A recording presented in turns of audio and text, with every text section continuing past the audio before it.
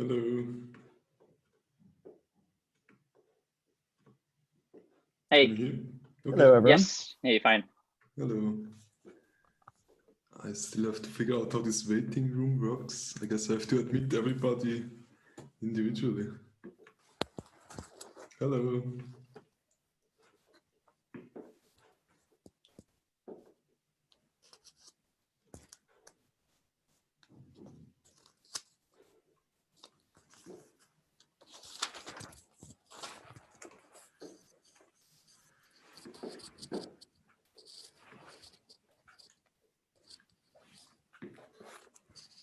So I guess we'll wait a few more minutes until Carrie and Charlie also join, I guess.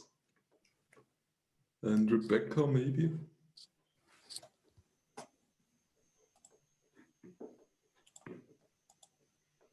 Hey everyone, my headphones are working now. Hello.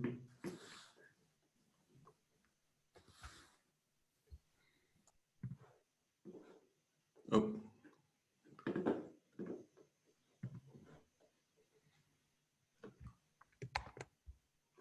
Hello, everyone. So I'm not sure if Rebecca is joining. She didn't RSVP to the calendar event, so I guess we'll just start. Can everybody hear me well? Okay. Yes. So welcome to our little book club on Better Work Together. I guess I'll just introduce the book first. So this is from different writers from the Inspiral Foundation in New Zealand. I guess you all already know that. So a few organizational things first. We're recording all those meetings just to Google Drive for now, and at the end we'll publish them to YouTube. If anybody has any concerns about making something public, just let us know. And I guess we could also have like an unrecorded section at the end of each meeting if you want to discuss anything confidential. Same with the meeting agenda. So at the moment it's just internal to GitLab, and I guess we'll make it public at the end. I'm not sure how other book clubs are handling this, but we can figure this out later. So to start, I thought we could have a quick introduction round since there are not too many people. So everybody just quickly say your name, your job title, and where you're located. And I thought it would be fun to try and go in a circle. So everybody just introduce the next person, I guess, just give it off to somebody else. So I guess I'll start. I'm Marcus. I'm a backend engineer in the Create Editor group, and I'm located in Switzerland. So next is Sean, I guess. Thanks, Marcus. I'm Sean. I'm based in Edinburgh in Scotland. I'm currently an engineering manager, although by the time we finish this book club, I will be a backend engineer instead. Next on my screen is Seth. Hello, I'm Seth. I'm an engineering manager in the Secure group. I work on our DAS product, and I am located in Chicago, Illinois, which is in the center of the United States. Next person is going to be Tomas. Hey everyone, I'm Thomas. I'm from Czech Republic, and I work as a backend engineer. Sean, yay for backend engineers on a Git team. So we are very separated from the rest of the GitLabers. And next on my screen is Greg. Hi, I'm Greg. I work in support. I work with self-managed customers, and I live in southern Utah, not far from Bryce Canyon or Zion National Park. Looks like Carrie's up next. Hello, I'm Carrie Miller, backend engineer on Create Source Code, and I currently live in Seattle, Washington, which is the upper left corner of the continental United States. I think that name's me. Snap. I'm Charlie. I'm a backend engineer with Plan, Certify, and Portfolio Management, both teams. Weirdly. Anyway, I live on the top of the South Island in New Zealand, and I should mention that I was in the Inspiral network from 2013 until, well, late 2012 until like 2015. I'm sort of still involved, but not a lot. So I do have some context there. Okay, so I added 2 questions initially when there weren't any other questions, so these are mostly filler questions. I'm not sure how interesting they are, but maybe the first one, just what brought you here? What are you hoping to get out of this book club? Maybe I'll start because I started this whole mess. So a few months ago, I started the self-organization Slack channel, just because this is a topic I was interested in from my previous job, especially where we were trying to do this, like not having any managers and a flat organization structure with limited success. Like some things went well, some things were tricky. And at GitLab, it's also a topic somehow because we are distributed and there's a lot of autonomy because of that, I guess. But on the other hand, we also have a very explicit hierarchy and the manager structure. So I haven't really figured this out, how this works at GitLab, especially decision making and things like that. Yeah, anybody else wants to say something?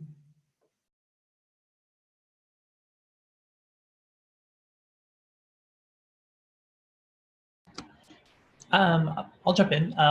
Similarly, I've also been involved in a number of self-organized companies and groups over the years. GitLab is actually kind of an odd return to a more traditional hierarchical organization structure for me. And I've really been curious about some of the problems of scaling, or the questions around scaling self-organization and more self-directed organizations. This was actually also brought into very stark relief a few weeks ago. A good friend of mine works HR for, she's a human resource person for a major hospital here in the United States. And had to let somebody go. And she was describing the HR approach to separating from an employee. And it made me very aware of the privilege of being an engineer and sort of living in the modern part of the economy as a salaried employee. And then the book came up and it sort of fit both of those sorts of things pretty nicely, and perhaps for me in an odd way, but it worked in my mind. Yeah, so what interested me about the book club was I'm fairly new to the idea of self-organization and wasn't that familiar with kind of the idea as a concept, and saw this and figured it'd be a neat book to read and something to wrestle with some of the ideas. Well, for me, it was it was a very similar concept to GitLab itself. I know that for people who are involved with self-organized communities, it probably sounds funny, but I came from much more organized and much more closed decision-making company. So I really just wanted to know more about even how GitLab could work and how it works currently with all the openness and transparency we've got.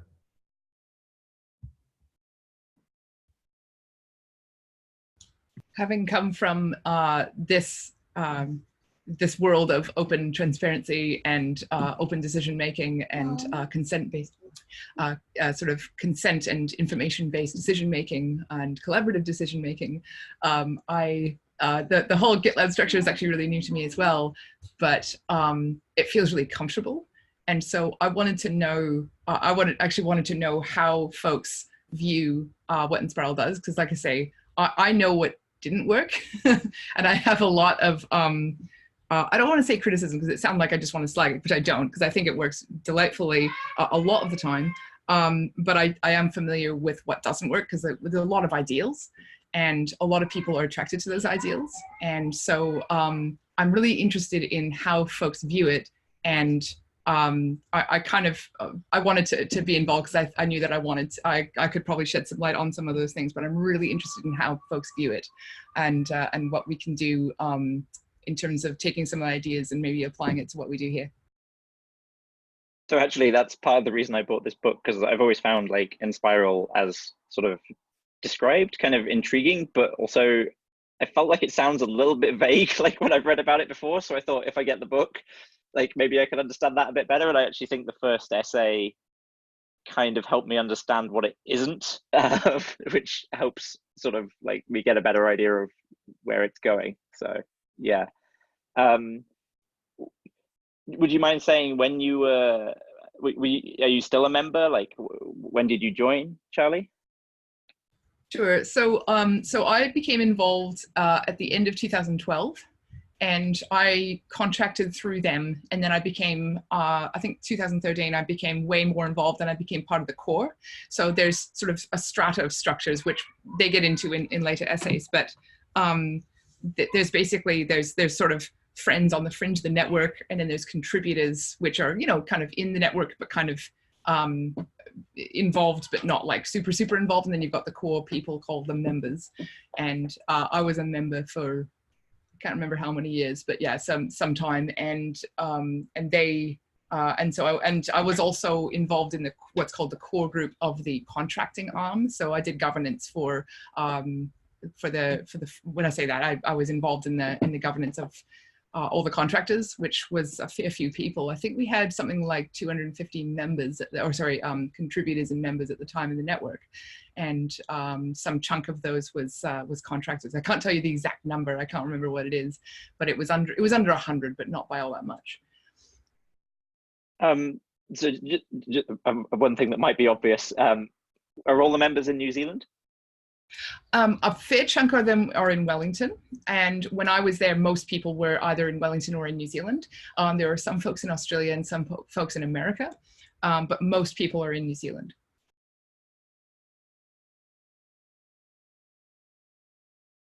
So Inspiral is not necessarily remote at all. It's much more of a physical presence.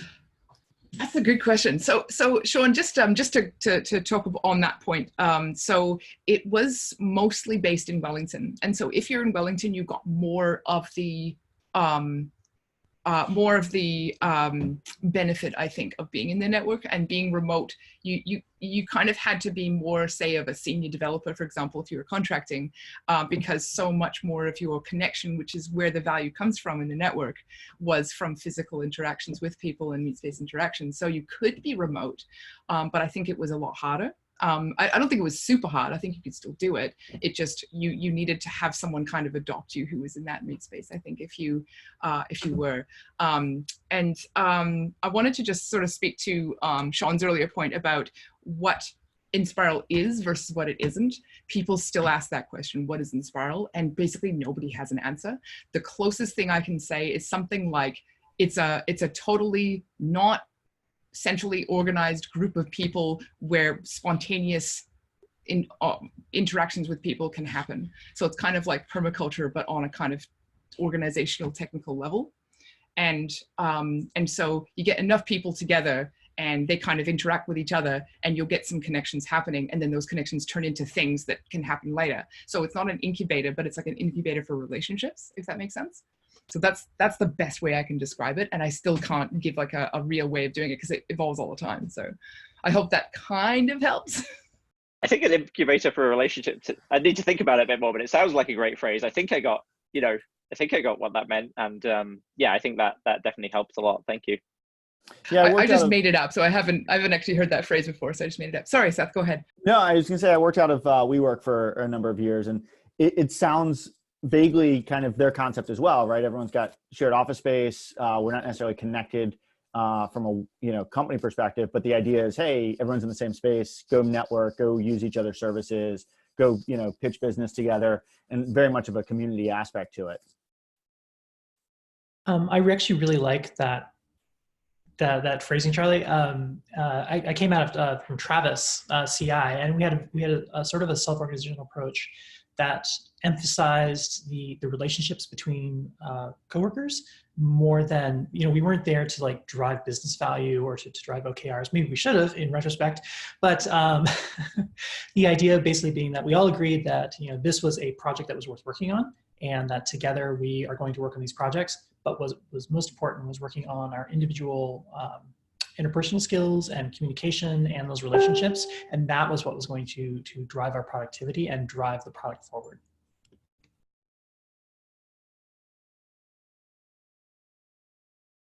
So is that like so it sounds like for you, Kerry, compared to Travis, obviously GitLab is super hierarchical, super like, I mean, explicitly, right? Like, part of the point of GitLab, sorry, I just realized Seth and I are the only engineering managers on here, but I assume that most people are familiar with sort of some management jargon. So like GitLab's intent is to be explicitly functionally organized. So you don't have teams of two different people who do two different jobs reporting to the same manager. And there are arguments for and against that, but part of the arguments for that in the handbook is that it makes the hierarchy very clear, and it tries to avoid the sort of dotted line type reporting you get in big corporations where like, you're a backend engineer and you report to this person because you're a backend engineer, but you also kind of report to this person because you're working on this product area, and it's not really clear who your actual boss is, or like who like, does your performance review or decides how much of a raise you get or what promotion you get. So I think GitLab is quite an extreme example of functional organization. I don't think I've certainly not worked in companies where it's been this like explicit and like enforced all the way through. I think that we often, or at least in American business thinking, right, we often like split these like, anarchy versus, keeping the walls between those boxes on the org chart very, very, very strong. At Travis, I often joke that it was like watching 4-year-olds play football or soccer, but like everyone would just kind of cluster around the ball. Like the interesting thing that was happening, like everybody moved to it, and we all kind of did that for a little while and vibrated, and then we moved to the next thing. Versus like saying like, no, stay in your lane. This is what your job is. Do this function. And I feel like GitLab is actually pretty good about that balance. If there's something happening that I'm interested in, because of the transparency and the collaboration values, I'm able to like go over and participate in those conversations or follow along and be informed without it suddenly becoming my responsibility to actually deliver on something. Whereas in the Travis model, if you showed up and you were interested and you became involved, then somehow just through human nature, like, well, now it's Carrie's job because she's interested in it. So. That is very much that structure where you can work on something if you're interested in it. It's like, I've heard it called a duocracy, where Inspiral kind of has that sort of thing where if you want to do it and you are willing to put the time in, then it's yours. And you're trusted to do whatever it takes to get it done, whatever it is, and to evaluate if what you've done is good, and then have it completely transparent for the entire network. Because Inspiral didn't have jobs and nobody was going to hire you to do anything, it was kind of like, if you were willing to go and do this thing and you're willing to put in energy to do it, then you're trusted to get it done. Or at least experiment. So it was very much, and when people say self-organized, I kind of don't like that term, not because I don't like the concept, but because self-organized, it has this sort of idea where, something happened and sort of spontaneously all these people get together and start doing things. But in reality, somebody's always doing the legwork to actually organize those people. And I think that a lot of that labor gets kind of lost and dismissed with the phrase. Like I say, I'm not gonna rail anybody against it who uses it, but I think it's a little bit disingenuous because it just assumes that these things just magically occur. Whereas wherever you have people interacting, you always have the legwork of organizing logistics. Yeah, I think it was even, yeah, sorry, go ahead. The idea of like working on something that's interests you is phenomenal, but it's also like, we all have these problems where it's like, oh, we'll take up a musical instrument or we'll take up a hobby, and it's like, we're really interested in it, and then like our interest wanes. And it's interesting like to try to bring that into a corporate environment, because if your interest wanes, like you still have to get that deliverable out the door, you still have to finish on that. And having a job or a boss, it's like, hey, you have to finish this, is really important to get you through those periods where you lose interest in it. Or even hobbies, right? I mean, like having someone that says, hey, where are you on that hobby or that project, helps us get through those periods where we've lost interest.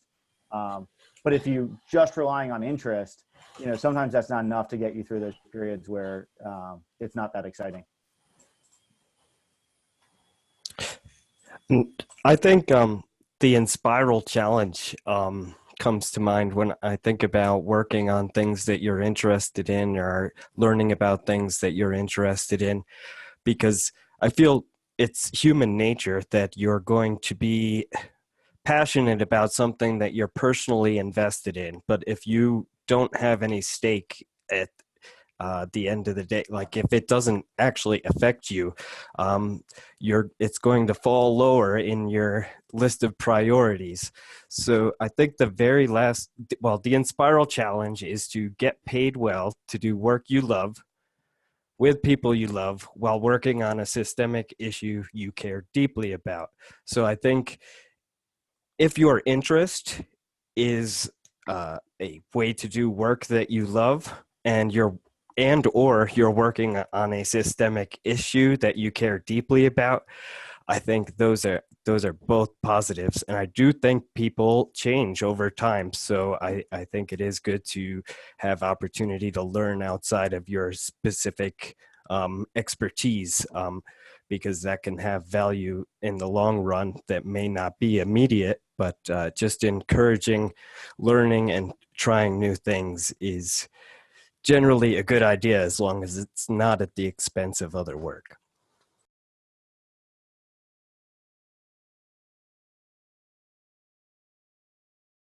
Yeah, I guess back to the motivation. That's Charlie, as you were talking about the self-organizing and you not necessarily liking that. That was kind of I saw it as a core team through Joshua's essay. He was like saying, we tried the Inspiral space, but there was nobody who wanted to organize it, so we dismantled it. And it was like with everything, I've got a few more, Inspiral services. They got dismantled as well because nobody was at the core, like really wanting to be the organizing person. So I think that was a big issue, maybe still is. Inspiral Services was really successful while it was going, but there were three main people who got everyone else work. I was one of them. There was two other folks, Craig and Joshua, and as we were either tied up or on long-term projects or just not getting work for other people, the whole thing fell to pieces. So it was quite brittle. And so I think one of the things that having a boss does is it gives you that stability. So for example, all those boring tasks that we talk about with like that self-organized, you don't have to have a boss, right? But then you also have to take all the responsibility of what your boss would do. So all those boring things like, making sure that you're accountable for your work and stuff like that. And empowering you and enabling you to do the work by doing all these boring things that you don't want to have to do because your passion is like, no, I don't want to have to do these boring things. I want to just do exciting things that I care about. And I think it's tempering. I think having a boss is actually tempering. When I say boss, I mean manager. It's quite a tempering experience, which I think is quite valuable in my view, but not everyone's going to see it that way. It depends on who your manager is. My deep. Oh, sorry. I just want to say this is actually something I really enjoy about GitLab, like having a manager. Like I didn't really have this in my last job, and not really like in that kind of structured way in my previous jobs before that. And yeah, there's like often like managers have a lot of important tasks, and if you just try to do like a flat organizations, those tasks just end up going away. Nobody really does them until you realize you actually need those tasks. Yeah. I was just going to chime in and share the in Scrum, of course, like the idea of the stand up and like the the 3 questions was about replacing direct hierarchical management. That like my manager is my boss. I'm not making a commitment to my boss. I'm making a commitment to the group of people that I work with, and then my manager can move more into like servant leadership or taking care of the stuff that needs to get done, as you said, Marcus, or also elevating the profile of work that needs to get done that nobody wants to do, to sort of like boost the reward structure around plumbing work or maintenance or what have you. And also Scrum is supposed to have a Scrum Master who makes sure that the process actually works and like removing stumbling blocks and things like that. That often like if Scrum doesn't really work in a company, it's usually because the Scrum Master isn't doing their job, I guess. Well, there's something to be said for like if you want something done, you have to make it explicitly someone's job to do it. In that, I think that's even in non-hierarchical or self-organized groups, like explicitly saying like, this is your job, or this is somebody's job and their responsibility, that makes it happen. Yeah, I mean, I think that's particularly true because no matter what work you're doing, there's always those things that no one wants to do, or just things that are not glamorous. And it's like, if you're just working on passion projects, those things will all fall by the wayside. And that is things, maybe it's paying the bills or keeping the lights on or, cleaning up or whatever it is. They still have to get done. So, figuring out the best way to distribute that work has to be in any organizational model.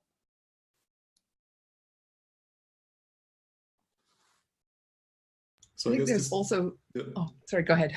No, go ahead. I just wanted to move on, but go ahead. I think there's something to be said just for responsibility versus authority.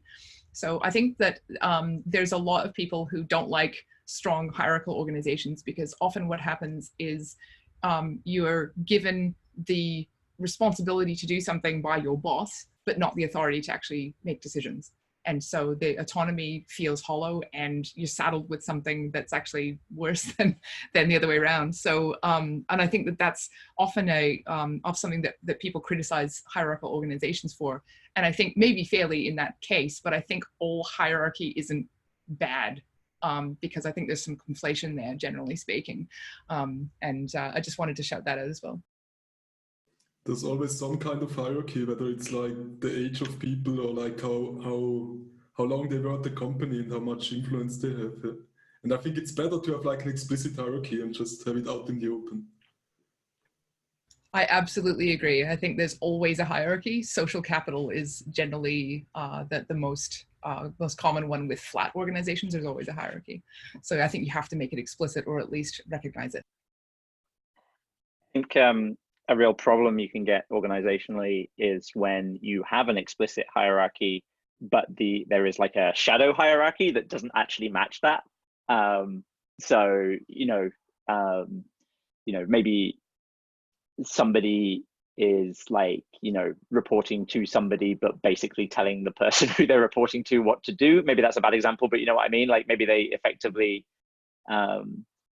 invert that relationship, or maybe it sort of crosses away. And I think that's good in terms of things that aren't core, I guess, because like the whole point of being able to collaborate and being able to do what you being able to sort of manage yourself is being able to do these sort of things. But I think anytime, and I think it's the same with values as well, like you can have explicit values and shadow values, which and I remember somebody told me a better term for that once before, but like shadow values, the idea is like the shadow values are what you actually do, the values are what you say you do.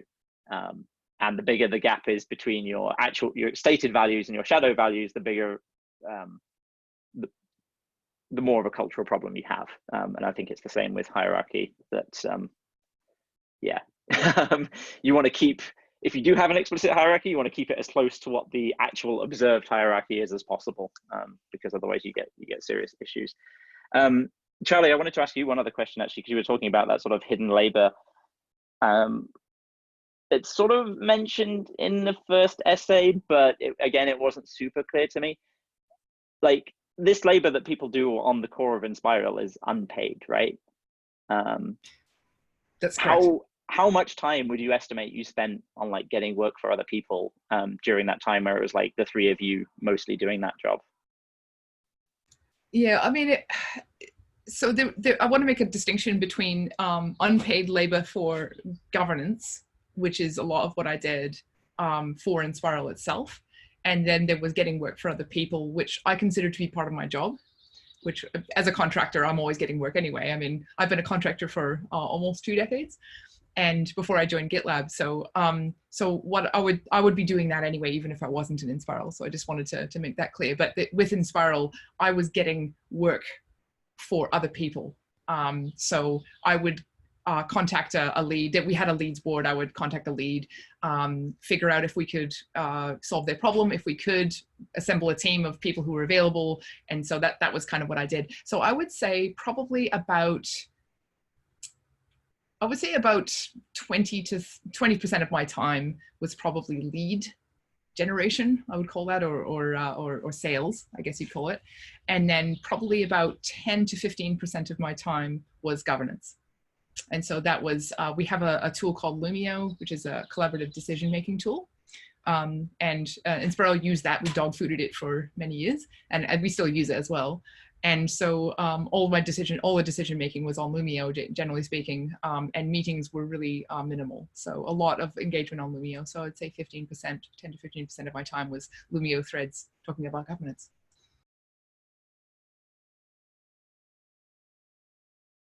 Just to expand on Sean, what you were talking about with the shadow structure and the normal hierarchy structure. In that essay, Joshua mentioned that there was towards the end or maybe throughout the whole time he was having this power asymmetries conversations, and that sounds incredibly daunting. Like when I imagined myself going into a discussion and being like, is everyone okay with like how much power I have in the team and how little power you've got, or the other way around? It sounded like that would be almost like harder than feedback and really, really daunting conversation.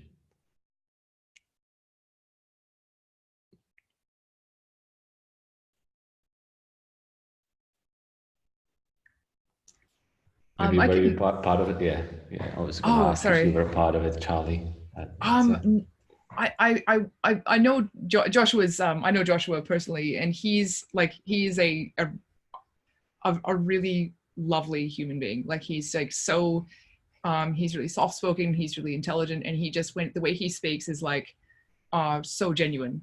So he could say, yeah, I think that I trust. So the way he put it is basically, I totally trust you to do this job. I think that you'd be great at it, and I want to empower you to do that. So it was less about, I think I have too much power. That was kind of like what was happening kind of underneath, and it kind of the motivation of it. But the way he would put it is something like, I think you'd be great. I'd like to delegate this power and responsibility to you. And so it was really like an empowering way to do it. And he was, whenever you have any kind of organization that starts up, it's there, you always have the founder effect. It's always a thing, and I think that the only way it is mitigated is if the person with the founder, which is usually the person with the most social capital, actively pushes power away from themselves. And that's what Joshua did.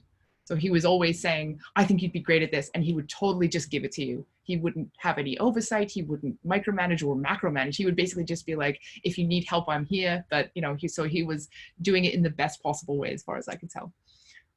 So I hope that's helpful with that. Yeah, that sounds a little bit more realistic than what I was imagining, like the one-on-one sessions where like, how much power have you got? How much power have I got? Do we need to somehow redistribute it? So it makes more sense.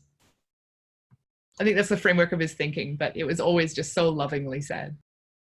Yeah, and I think, Charlie, kind of what you might be highlighting is it has to do with his personal character, right? Which, depending on who that person is, if he wasn't him and it's someone else, it might have a completely different effect. And so the success of that or the failure of that has to do with the individuals, not necessarily the concept. Totally agree. I think that's a very accurate statement.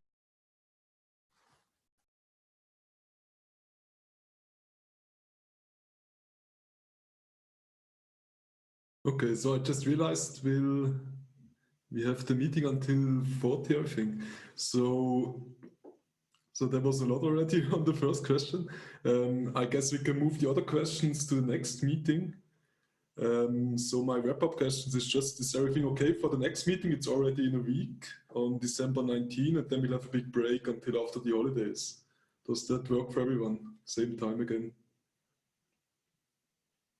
Okay. And yeah, like just asking if you're going too fast or too slow. I guess it's hard to decide now, but we can revisit this next time. At the moment, initially I thought it was too slow because, like, in terms of like, when I'm reading a book like this, it wouldn't normally take me several months. Like, so, like I would either be ahead or I'd just be like, getting back to it. But because it's separate essays and because we spent like literally the entire time of this call we talked a bit about the essay, but we also talked about a lot of sort of general Inspiral and self-organization and other topics. think this pace is probably good for me for now. So I'm rescinding my objection to the pace, basically. Okay, yeah, so we can just revisit this when it becomes a problem. Yeah, so I guess that's it for today. Does anybody have anything to add? Any feedback about the format? This is also the first time I'm doing this, so I'm just figuring it out as I go. Sorry, I've been talking a lot. I No helped run a worries. book club earlier this year, and I think you're doing a great job. I really appreciated the seeded agenda that you provided as well, and also I think it's a fascinating book to pick. Like I said, I already own this; I just hadn't actually read it, so I'm really glad to basically be forced to read it by doing this book club. Okay. So thank you for that as well to you and Thank Kerry. you. I actually watched the book club video on the high output management that you led with somebody else just today, just to get some ideas how to lead it. So that was also helpful. So one thing, I'm not sure if everyone answered the question, what they're hoping to get out of this book club. Certainly if you don't want to answer that, but if someone didn't speak up, and would love to add. All right, just want to make sure everyone has a chance to answer that question. I guess we can discuss it next week, or I don't want to extend the time now, I guess, especially because it's Thomas's bedtime soon. But yeah, it's an interesting question. Maybe we can revisit next week, I guess. Yeah. Okay. No, curious. Maybe our answers will change as we read the book as well. I don't think I vocalized mine, but I'm basically here to learn how to better collaborate, because I think in a connected world with remote work and the internet, collaboration is it's key to success as individuals and a company. And for me, it's also like I've been following Inspiral for a long time through their blog and other mediums, and I'm just curious what we can learn from them and how, like, what things we can apply at GitLab. So I'm curious where this is going. And I want to figure out what Inspiral is. I think it's going to take us maybe more than those 10 sessions. I could mention something else. I contacted them if they were interested in doing a Q&A with us. And one of the writers, Rich Bartlett, is interested, and he'll be joining us for one meeting to have like a Q&A session with him. So that will be there's one essay that he's written, so he suggested we'll do it sometime after everybody's read that by him. So this will be in March or so. Yeah, so I'm looking forward to that as well. Okay, then I guess we're at time soon. So if nobody has anything to add, I thank you very much for joining this and looking forward to the next meeting. Thanks, everyone.